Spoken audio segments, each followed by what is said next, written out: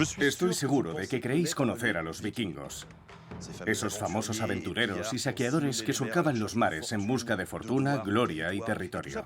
Y todo eso durante casi 300 años. Pero, ¿eran realmente bárbaros sedientos de sangre? Gracias a su ingenio, construyeron poderosas embarcaciones. Los vikingos eran unos extraordinarios artesanos y estaban enormemente orgullosos de sus barcos, Con las que cambiaron el destino de Europa, a menudo con derramamiento de sangre. Llegan por sorpresa, provocan pánico. También son inteligentes comerciantes y artesanos que desarrollan una cultura mucho más refinada de lo que imaginábamos. Este lugar es algo más que una aldea habitada por bárbaros. Es una comunidad de personas que cultivan el buen gusto, la música y el arte. Los vikingos se asientan en regiones inexploradas por los europeos y de forma más estratégica de lo que se pensaba. No dejaban todo en manos del azar, ni se perdieron en el mar. Y el papel de la mujer sigue siendo una cuestión a debatir. Tenía funciones bélicas, comerciales o políticas. Practican ritos misteriosos para ganarse el favor de los dioses. Cada 9 años sacrificaban 99 caballos y 99 humanos. Gracias a los arqueólogos, nuestro conocimiento de la época vikinga sigue creciendo. ¿Qué hay al otro lado? Esa es la cuestión. Echemos un vistazo.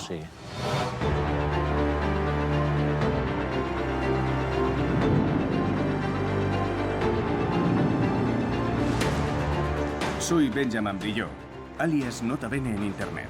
Mi pasión es transmitir la historia yendo en contra de la sabiduría convencional. Os llevaré sobre el terreno para que conozcáis las últimas investigaciones arqueológicas al encuentro de historiadores y científicos. Juntos vamos a descubrir mucho más sobre este pueblo y su legado. Los llaman vikingos.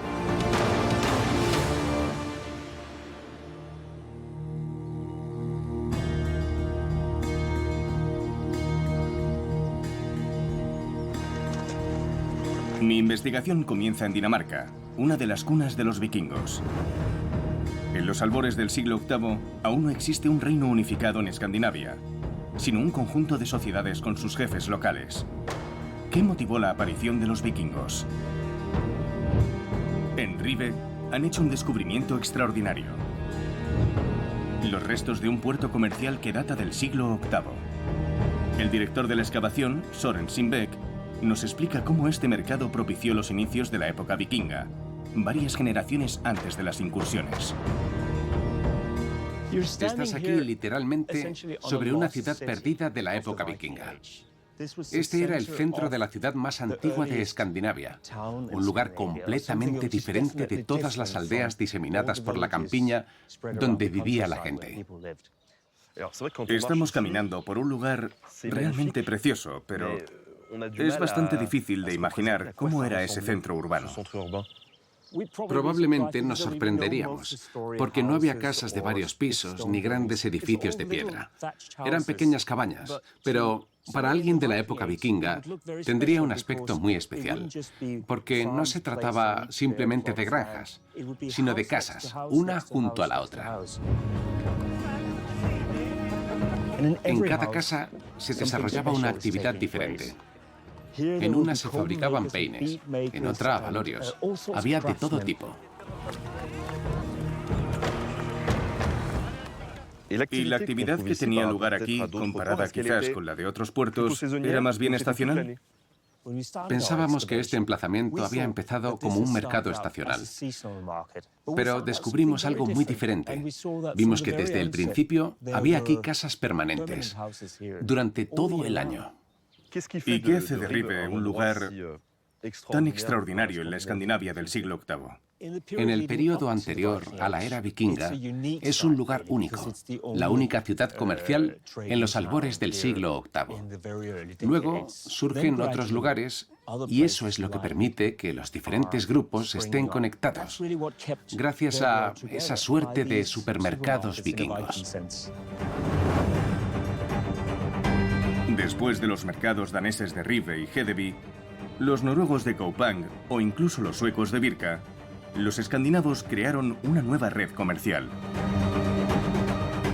Se conectan con centros de comercio internacionales como Hamburgo o Kentovik, lo que representa un punto de inflexión en su historia. Para ampliar ese comercio, los artesanos fabrican numerosos objetos destinados a la venta.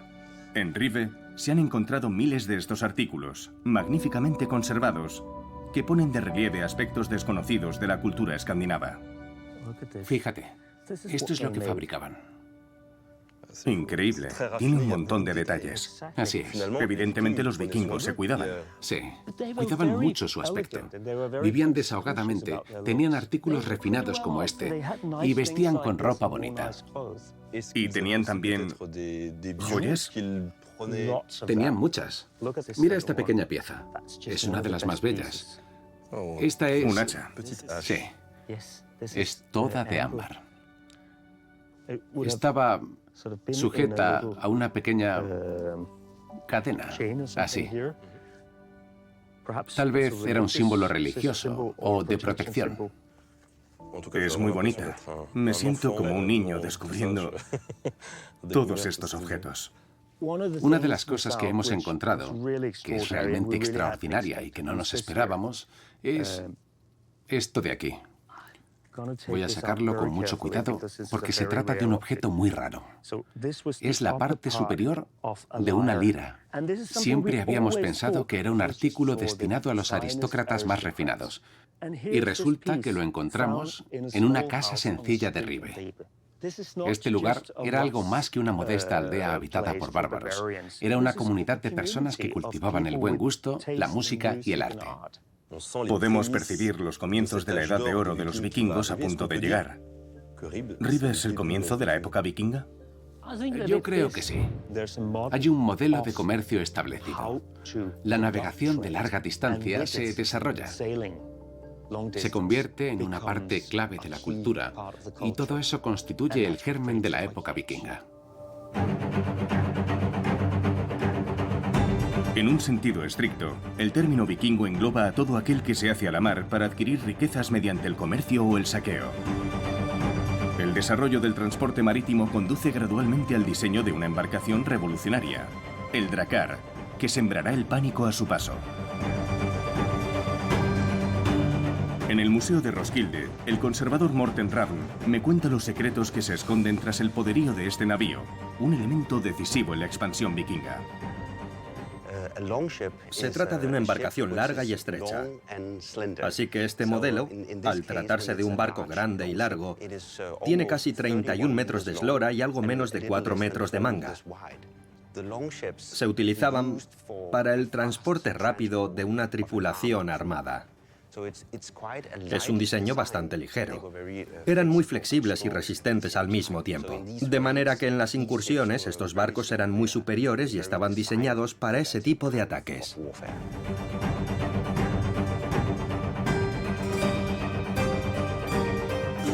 Me gustaría saber cómo se construyeron y de qué partes se componen. El navío se construía desde el casco hacia arriba. Se empezaba colocando la quilla y levantando la proa. Luego se colocaban los tablones de forma que se solapaban, lo que se denomina revestimiento de placas solapadas. El conjunto se ensamblaba con remaches y piezas de hierro. A continuación se colocaban distintos tipos de suelo, como los que vemos aquí. Y por último, otro detalle. Podemos ver esta sección de madera llamada sobrequilla. Es parte del sitio donde se colocaba el mástil del barco. Esta embarcación estaba hecha de roble. Transportaba a unos 70 hombres, de los cuales 60 podían remar. Una de las especificidades del navío era su mástil plegable, que permitía una navegación más fácil en caso de tormentas o sorprender al enemigo ocultando la vela. Esta medía 120 metros cuadrados y requería la lana de 200 ovejas. Solo los jefes más ricos tenían la posibilidad de financiar embarcaciones con un diseño tan excepcional.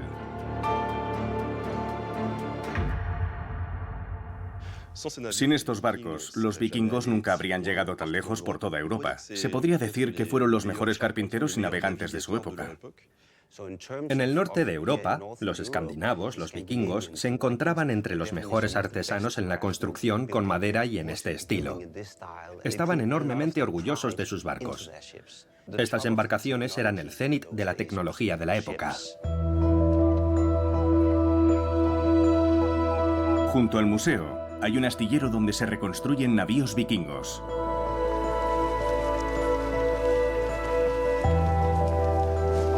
Morten me lleva a bordo de una réplica de un drakkar con capacidad para 70 marineros, para introducirme en las habilidades de estos avezados navegantes.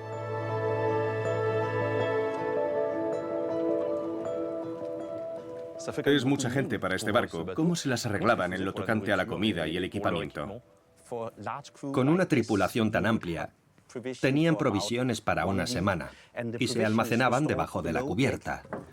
Levantando una tabla se podían almacenar no solo suministros, sino también armas y otros tipos de equipamiento. En un barco tan grande también podemos plantearnos la cuestión de la comunicación a bordo, porque sería complicado comunicarse. Sí, debemos imaginar que cuando estamos en el mar hay mucho ruido del viento y de todo lo que nos rodea. Por otro lado, tenemos una vela cuadrada enorme en medio de la embarcación, aquí en el mástil, lo que haría muy difícil, si no imposible, que el timonel y el patrón en el otro extremo del barco vieran realmente hacia dónde se dirigían. Pero hemos deducido que podían utilizar un intermediario. Se trataría de un hombre que estaría aquí, junto al mástil, y sería quien comunicaría las observaciones hechas por el vigía, pero también las órdenes del patrón al resto de la tripulación. ¿Viajaban guerreros profesionales o eran más bien agricultores que esperaban encontrar una vida mejor en otro lugar? Probablemente, en algunos casos había una mezcla de guerreros profesionales y en otros también hombres con diferentes oficios. Un navío tan grande como este era un lugar idóneo para entrenar a una tripulación, para que en lugar de ser solo un guerrero, fueras parte de una unidad militar en una de estas embarcaciones. Con estos navíos procedentes de Escandinavia se lanzan las primeras incursiones a mediados del siglo VIII. En el 793, en Lindisfarne, los vikingos atacan un monasterio inglés. Este saqueo, percibido como un sacrilegio, conmociona a la Europa cristiana. A partir del año 799, estos hombres del norte sumen en el terror a los francos del Imperio carolingio.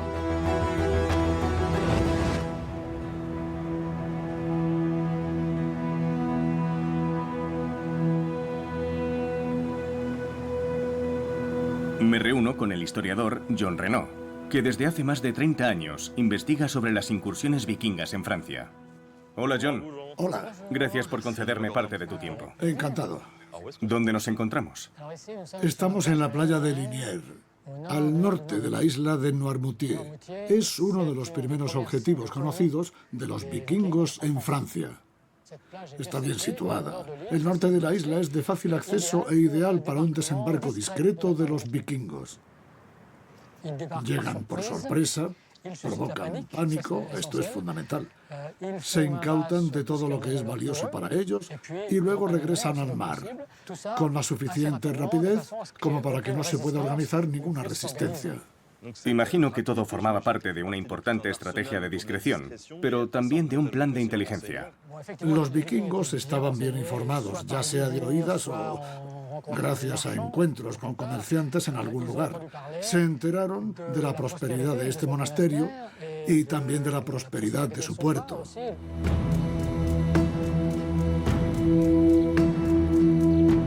A varios kilómetros de la playa se encuentra el monasterio de San Filiberto, que despierta la codicia de los vikingos.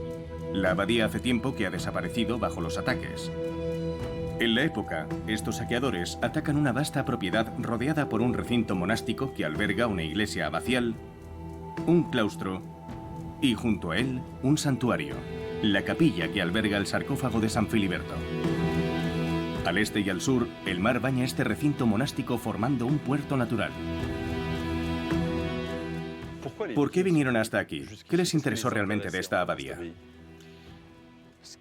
Lo que les interesaba a los vikingos era enriquecerse. Les atrae la riqueza el lugar, de la propia abadía, y por tanto también les atrae la intensa actividad portuaria de los monjes y su comercio, que es el de la sal, un producto muy buscado por los vikingos. Atacan la abadía, pero el pueblo está justo al lado y los aldeanos también son una fuente de riqueza. ¿Quieres decir que pudieron haber tomado cautivos? Sí, probablemente. La esclavitud seguía siendo una de las principales fuentes de ingresos de los vikingos, por lo que formó parte del botín. Durante más de 40 años, los vikingos asaltan la isla. De la abadía no queda nada, salvo algunos vestigios en la cripta situada bajo la iglesia actual.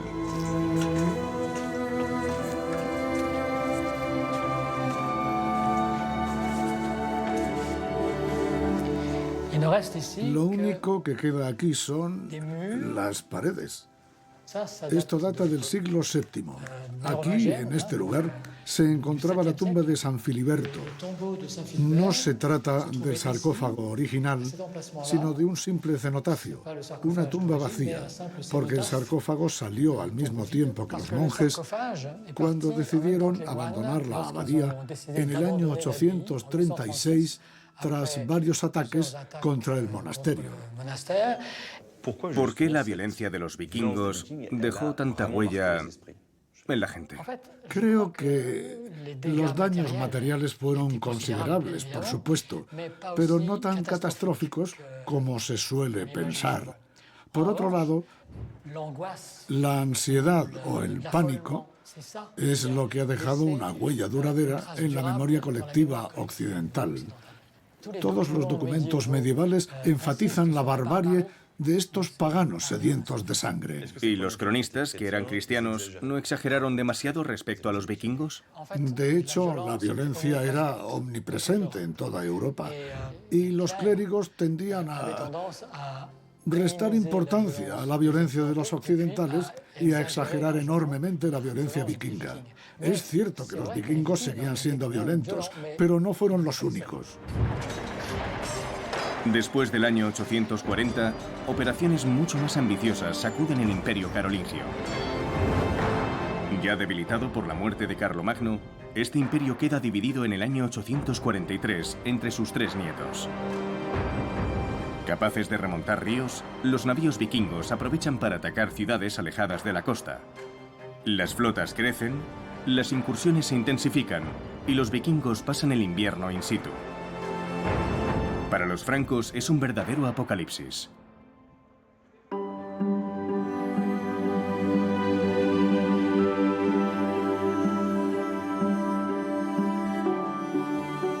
En el Museo de Bellas Artes de Rouen, en Normandía, Lucy Malvaut, especialista en historia medieval, me presenta una serie de objetos que testimonian el paso de los vikingos por Francia.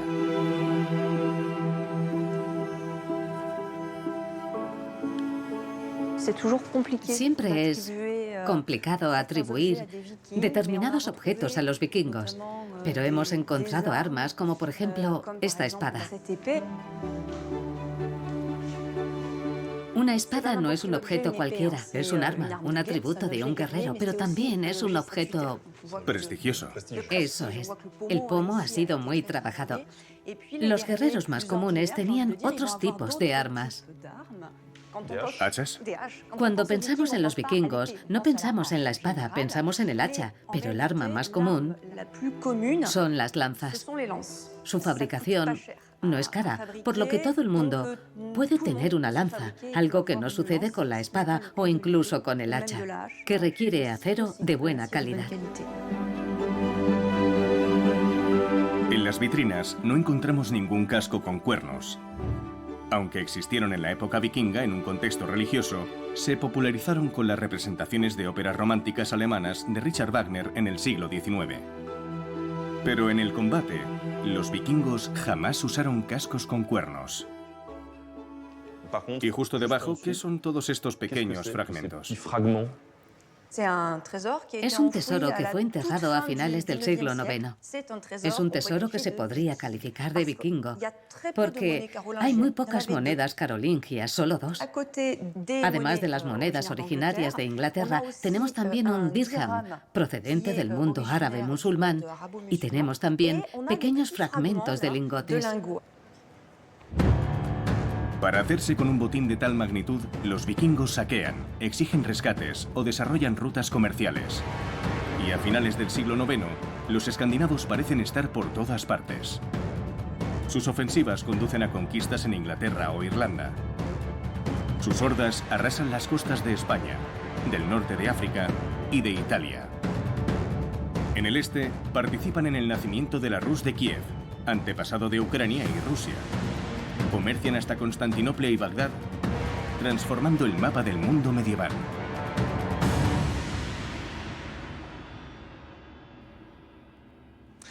Veo que justo al lado tenemos 2 pequeños objetos que son aún más refinados que una espada. ¿De qué se trata? Esto es lo que llamamos fíbulas. Son unos famosos broches ovalados. Siempre van en parejas y las mujeres los usaban para sujetar ya fuera un delantal o una capa. Y entre ambos, muy a menudo, colgaba un collar de cuentas de vidrio multicolores. Fíjate, por ejemplo, en los detalles y el trabajo tan minucioso de estos 2 broches. Podemos ver pequeños animales que quizás se asemejan a gatos o felinos, generalmente con patas que se entrelazan. Estas 2 se encontraron en Francia, a la entrada de un pequeño pueblo llamado Pitre. Pertenecían quizás a una mujer de origen escandinavo. No lo sabemos con certeza, pero nos cuentan la historia de aquellas mujeres. ¿Y cuál fue el papel de esas mujeres? ¿Existieron realmente mujeres guerreras? Hay una tumba que se encontró en Birka de una mujer con atributos que podrían considerarse guerreros. ¿Qué se sabe? Sí, durante mucho tiempo se consideró una tumba masculina. Y en esa tumba está toda la panoplia del guerrero vikingo. Espadas, hachas, escudos. En los años 2015 y 2017 se hicieron análisis de ADN y se dieron cuenta de que los restos humanos eran los de una mujer. ¿Era una guerrera? ¿Puede ser? No presenta signos de golpes ni heridas, pero hay muchas otras hipótesis posibles. Se trata de una tumba que se ha escenificado. Se han elegido cuidadosamente los objetos que se colocarán posteriormente en ella. Lo que sí es seguro es que esta mujer era alguien muy importante. ¿Tenía funciones bélicas o comerciales, políticas? Eso no podemos saberlo, pero era una mujer importante. Por otro lado, en Francia los vikingos no solo se comportan como guerreros, porque quieren tierras. Algunos de sus líderes establecen relaciones con los francos y los reyes carolingios. Rouen se convierte en el bastión de uno de los vikingos más famosos, Rollón. En el año 911, el rey Carlos III el Simple le propone proteger el reino franco contra otros ejércitos vikingos que a menudo tienen sus propias ambiciones. A cambio, recibe tierras alrededor de Rouen y en el Bajo Sena hasta el mar, así como un título de conde. Rollón abandona sus creencias religiosas politeístas. Acepta el bautismo y un matrimonio cristiano. En el año 933 se le conceden nuevas tierras y se diseña Normandía, la región de los hombres del norte. Es una historia excepcional en Francia.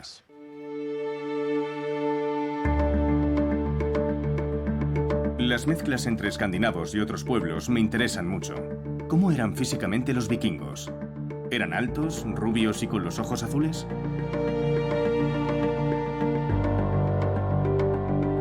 Para averiguarlo, vuelvo a Dinamarca, a la Universidad de Copenhague, donde Asod Margarayan ha participado en el mayor estudio de ADN de esqueletos de la época vikinga. Recolectamos en torno a 1 millar de muestras de diferentes partes de Escandinavia y del mundo vikingo. La mayoría de ellas procedían de Escandinavia, pero también tenemos muchas muestras de todo el norte de Europa.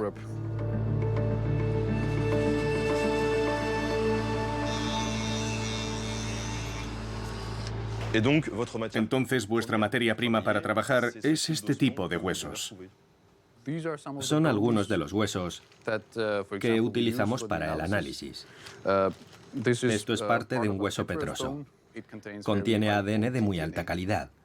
Y también trabajamos con dientes. Normalmente utilizamos las raíces, que son muy buenas para la extracción de ADN. Estas técnicas son recientes. Publicado en 2020, el estudio genético de los vikingos reveló resultados inesperados y permitió realizar reconstrucciones faciales. Hemos constatado que los vikingos eran mucho más diversos de lo que pensábamos. Esta es una de las reconstrucciones faciales, con ojos castaños y cabello negro. Como ves, no era un vikingo con cabello rubio y ojos claros, sino que parece más, digamos, un individuo del sur de Europa. Estadísticamente, los vikingos probablemente contaban con un mayor porcentaje de personas con cabello oscuro, en comparación, por ejemplo, con los daneses actuales. Y no nos lo esperábamos. Pone de manifiesto que se mezclaron mucho con otras poblaciones. Durante la época vikinga, se produjo un importante flujo genético hacia Escandinavia proveniente del sur de Europa y de la región del Báltico al este. Sabíamos que los vikingos partían de su territorio, pero al mismo tiempo hubo un flujo de genes foráneos hacia Escandinavia. Y los investigadores creen que se trataba, entre otros, de genes de esclavos o de comerciantes que se mezclaron con los escandinavos. Y lo más sorprendente, los análisis de ADN han demostrado que los esqueletos hallados en un cementerio vikingo de una isla escocesa pertenecían a una población local. En otras palabras, no era necesario ser escandinavo. Ser vikingo era más bien una forma de vida.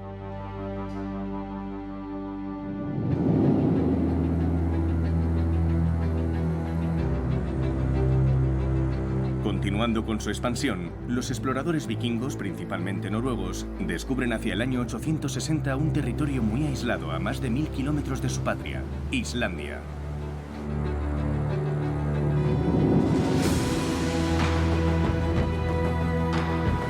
Según los historiadores, los antiguos escandinavos se asentaron en esta isla de clima riguroso. Tierra a la vez de hielo y fuego, a partir del año 870. Sin embargo, desde fechas recientes, los arqueólogos cuestionan esta versión comúnmente aceptada.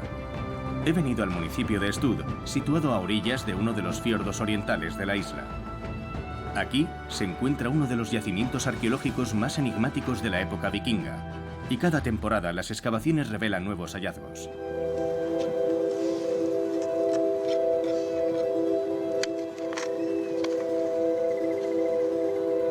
Desde 2015, el arqueólogo Bjarni Einarsson desentierra restos de casas vikingas que desconciertan a los historiadores. Estamos en un territorio bastante duro e inhóspito. ¿Qué impulsó a los vikingos a colonizar Islandia? No se perdieron en el mar. Buscaban activamente recursos en toda la zona del Atlántico Norte para hacer acopio de las riquezas que tanto atraían al mercado europeo. Hasta el momento, se han encontrado 2 viviendas. La más pequeña es una granja de colonos que data de la década que abarca del 870 al 880, donde se han encontrado restos de ganado, lo que correspondería al periodo reconocido del asentamiento vikingo en Islandia. Sin embargo, la segunda vivienda intriga a Bjarni. Lo más notable aquí es que debajo de la granja de los colonos hay otra casa mucho más grande. Por el momento disponemos de datos de datación por carbono 14 que la sitúan en algún momento a principios del siglo IX, unas décadas antes de la colonización. Sabemos que no se trataba de una vivienda permanente, porque no hay rastro de la presencia de ganado. Era más bien una vivienda estacional, utilizada para extraer los recursos de la región. Según las investigaciones, este edificio enorme de una sola planta sobrepasaba los 43 metros de largo. Sus paredes, hechas de hierba y turba aislante, tenían 2 metros de grosor. Había pocas aberturas y algunas chimeneas en el tejado cubierto de hierba. La casa habría albergado entre 30 y 60 personas bajo la dirección de un jefe o del representante de varios jefes. ¿Qué tipo de objetos habéis encontrado vinculados a este antiguo edificio durante las excavaciones? De momento, no son muchos, pero tenemos jaspe, calcedonia y hierro, así como piedras de afilar. Obviamente, las piedras se utilizaban para afilar y cortar algo. Por tanto, cortar cosas era una actividad importante. Probablemente descuartizaban animales como ballenas, tiburones y focas para extraer aceite de estos mamíferos marinos. El aceite se producía en cantidades tan grandes que debía de estar destinado a la exportación. Estas poblaciones se dedicaban al comercio. Esta explotación de los recursos de la isla, que se practicaba únicamente durante los meses estivales, demuestra que hubo una etapa inicial de ocupación antes del asentamiento definitivo. Cuando los vikingos llegaron aquí por primera vez y produjeron diferentes bienes, llevaron de regreso a su tierra no solo sus productos, sino también su conocimiento de esta nueva isla en mitad del Océano Atlántico. A partir de ahí, la gente empezó a cruzar el Atlántico para establecerse en Islandia. Esa fase temprana, que podemos calificar de estacional, es crucial. Impulsó a las poblaciones vikingas a viajar a la isla para residir de forma permanente.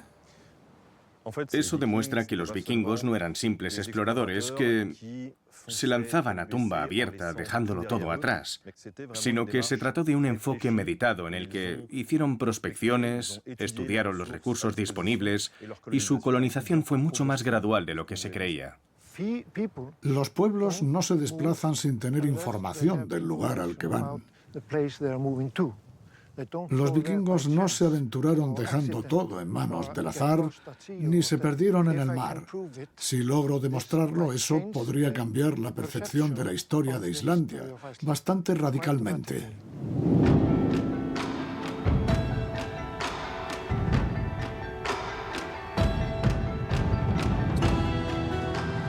Desde finales del siglo IX, cerca de 20.000 escandinavos se establecieron en Islandia. Para saber más sobre su vida cotidiana, me dirijo a Eiríksstaðir, donde visitaremos una granja reconstruida en su emplazamiento original.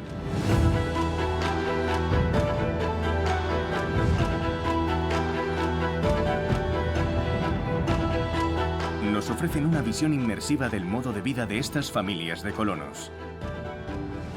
Hola. Hola. ¿Quién tenía este tipo de vivienda en aquella época? Eran campesinos, granjeros, llamados bondis, hombres libres que cultivaban parcelas de tierra que habían reclamado como suyas. ¿Podemos visitarla?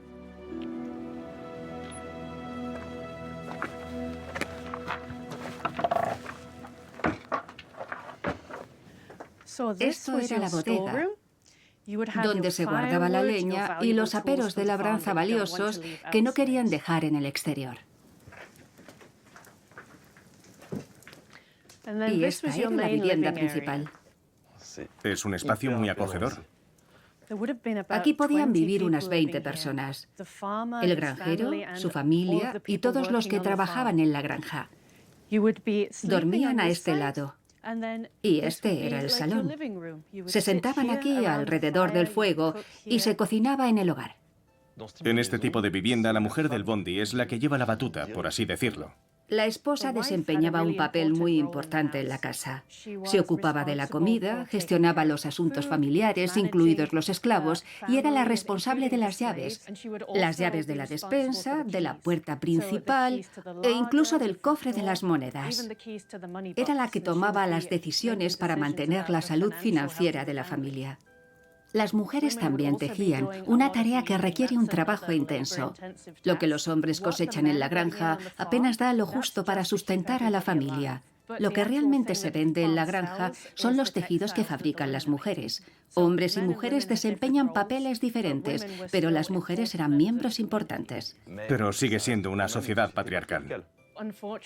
Por desgracia, sí, con la diferencia de que las mujeres gozan de más derechos que en Europa Central.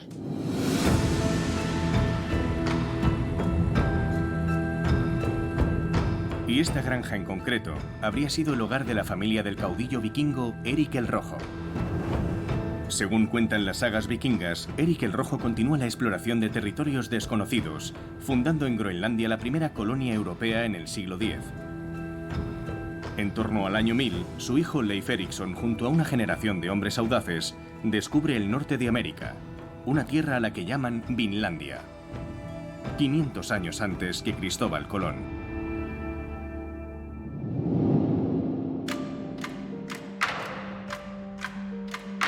La epopeya vikinga da lugar, por tanto, a logros formidables. Incluso en el plano político y jurídico, los escandinavos establecen un sistema innovador. En Islandia no hay un rey que ostente el poder absoluto. En el 930, los colonos escandinavos ponen en marcha una estructura política bastante original. Un estado libre, gobernado por hombres libres, conocido como el Althing, que se inspira directamente del cine escandinavo.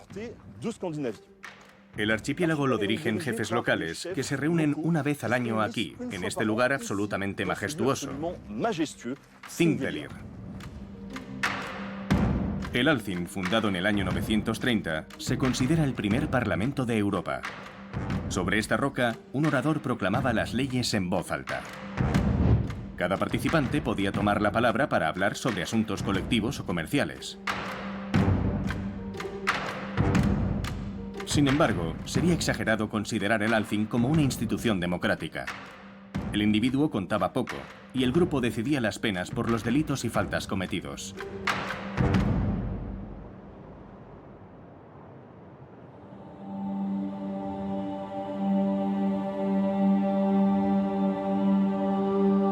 En Islandia, las tradiciones escandinavas evolucionan bajo el impulso de los colonos. Ahora bien, ¿qué sabemos de sus prácticas religiosas politeístas? ¿A qué deidades rendían culto? Para averiguarlo he quedado en un paisaje lunar cincelado por una intensa actividad volcánica.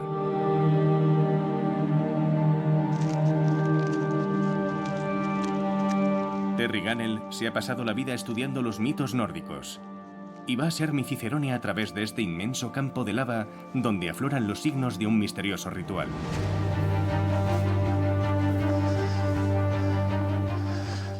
Ya hemos llegado. Esta es la cueva de Surt. Tiene un tamaño colosal.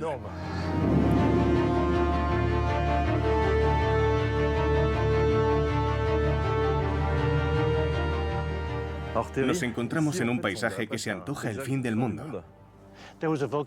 Más o menos en la misma época en que los primeros colonos llegaron, se produjo una erupción volcánica.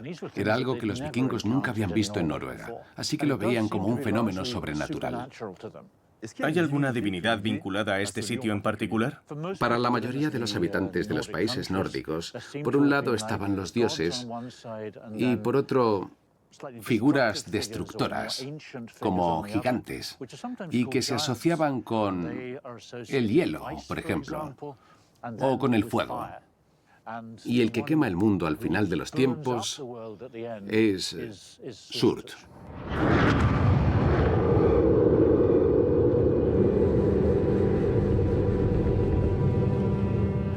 Es a él a quien se asocia con una cueva de este tamaño y con el fuego que surge bajo la tierra. Vamos allá, bajemos. Vale.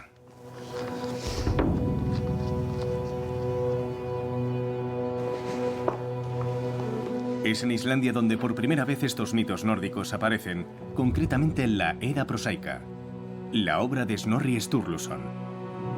Odín es el dios soberano. Su hijo, Thor, protege a los dioses con la ayuda de su famoso martillo. Frente a ellos, el dios Loki, o criaturas maléficas como el lobo Fenrir y Surt, llevarán al mundo a su perdición en una batalla final llamada Ragnarok. Y en esta cueva, los antiguos escandinavos intentan luchar contra ese fin del mundo por todos los medios. Al final de esta cueva nos encontramos con lo que parece una pared. Y lo es. Es una de las estructuras más grandes construidas por el hombre en la época vikinga. Tiene unos 3 metros de altura y casi 10 metros de largo. Algunos de los bloques de este muro pesan varias toneladas. Existen 2 interpretaciones distintas del origen de este lugar. La primera es que aquí vivía un grupo de forajidos y que levantaron el muro para protegerse. La segunda habla de la creencia en una criatura que habitaría el fondo de la cueva y a la que supuestamente este muro impedía salir.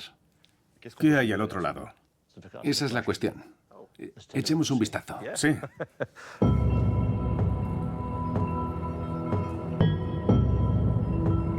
Los vikingos desafiaron a los elementos al recorrer kilómetros a través de estos oscuros túneles para protegerse del gigante de fuego.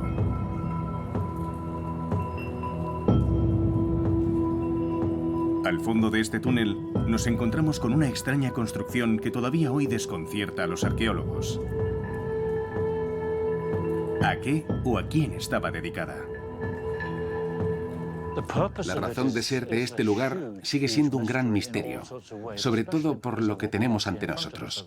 Se trata de una colección de huesos con una altura de unos 30 centímetros.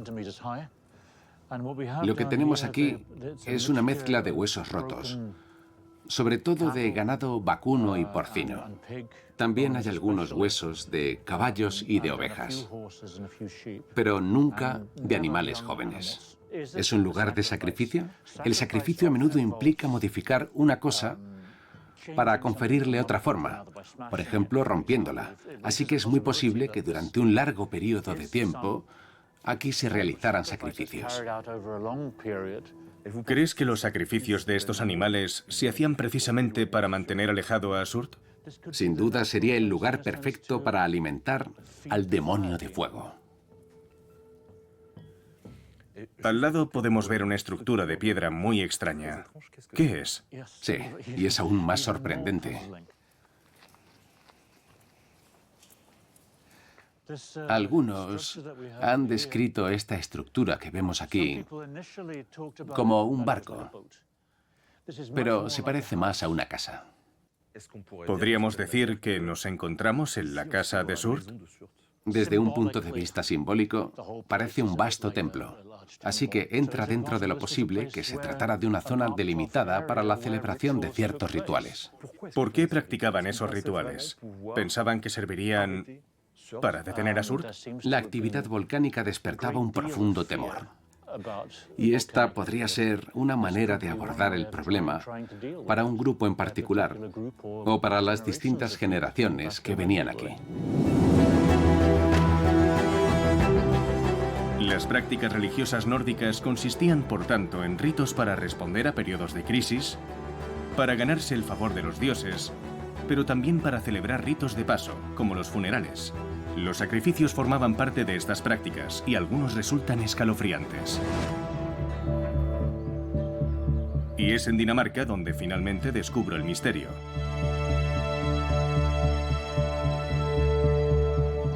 En Leire, la arqueóloga Julie Nielsen me explica todas las facetas de este sorprendente lugar, incluidas las más aterradoras.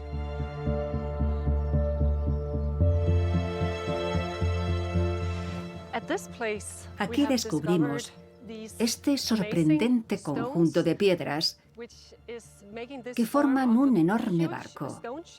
Originalmente tenía entre 80 y 90 metros de largo, un tamaño impresionante. Alrededor de las piedras, bajo la tierra, hallamos un cementerio vikingo. Creemos que este barco es una especie de símbolo.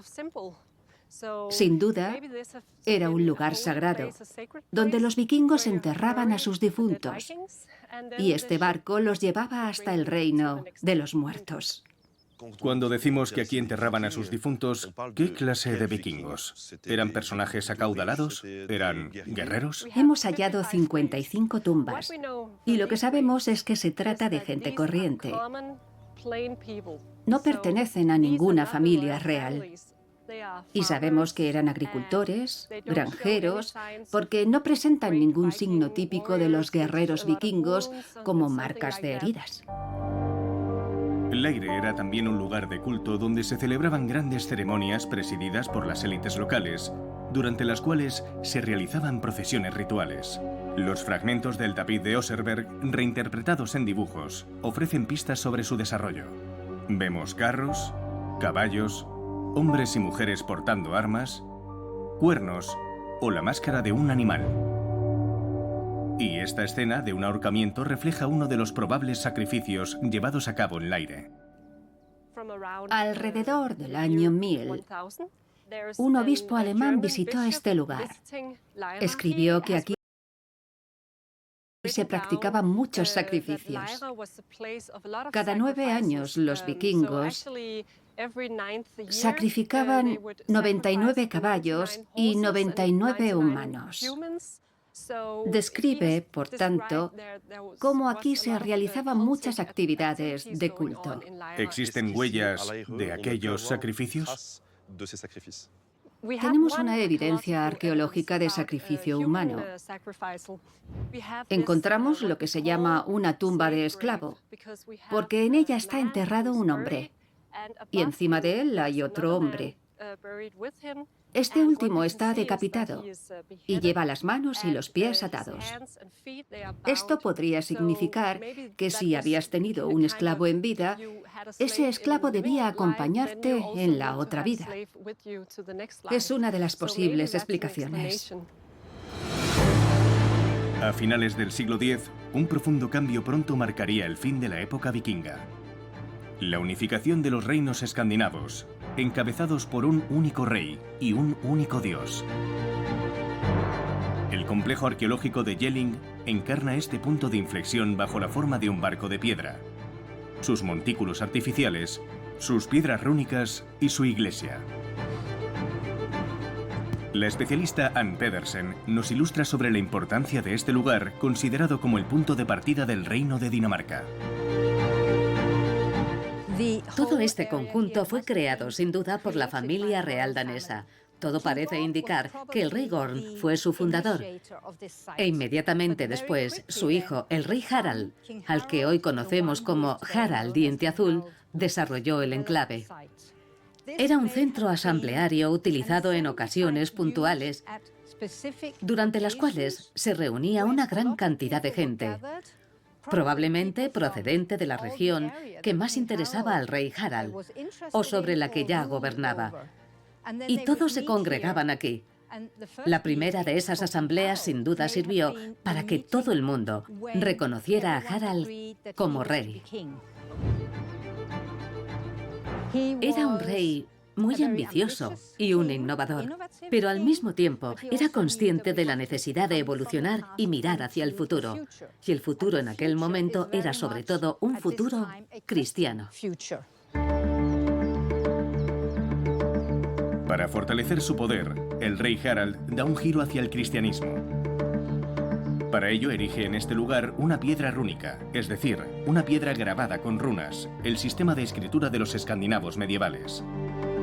Por regla general es un monumento erigido en memoria de las personas fallecidas, pero Harald decide renovar esa tradición. Pensamos que se trata de una piedra rúnica erigida para conmemorar a sus padres, por supuesto, pero también para conmemorar sus propios éxitos. Lo que está haciendo es enfatizar el hecho de que ha conquistado toda Dinamarca y Noruega y que ha convertido a los daneses al cristianismo. Estamos ante una declaración marcadamente política. A partir de ahora, somos un reino cristiano, pero también es posible que el propio rey fuera ya cristiano y que quisiera plasmar su fe en este monumento. Hacia el año 965, la piedra de Jelling se pinta con colores brillantes según las prácticas de la época. Se pueden distinguir claramente 3 caras. Una con el texto que describe los logros de Harald. Otra con la imagen de un animal entrelazado por una serpiente, típica del arte nórdico. Y finalmente, la representación cristiana de Jesús en una pose triunfante, rodeado de ramas que simbolizan tal vez el árbol de la vida. Aquí el proyecto de Harald es contarnos una historia. Yo cristianicé Dinamarca. Aunque en aquella época la mayoría de la gente estaba cristianizada. Aunque es difícil afirmarlo a partir de la piedra rúnica, yo pienso que se produjo una transición pacífica. No creo que el texto signifique que Harald convirtiera a todos los daneses por la fuerza. En mi opinión, muchos daneses eran ya cristianos, o al menos estaban dispuestos a aceptar el cristianismo, ya que los misioneros llevaban mucho tiempo establecidos aquí. En ese momento de la historia, observamos un cambio profundo, durante el cual se forman reinos con una realeza comparable a la de otros lugares de Europa.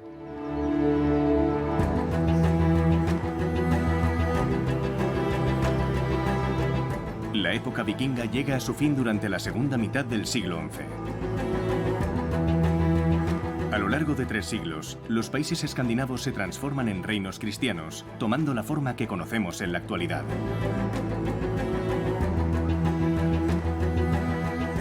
Si bien es cierto que hoy sabemos más sobre los diferentes rostros de aquellos a quienes llamamos vikingos, los nuevos descubrimientos arqueológicos todavía plantean muchos interrogantes sobre ellos. Solo tenemos una certeza. Los vikingos exploraron gran parte del globo. Y nuestro imaginario colectivo no cesa de reinventar las leyendas que suscitaron.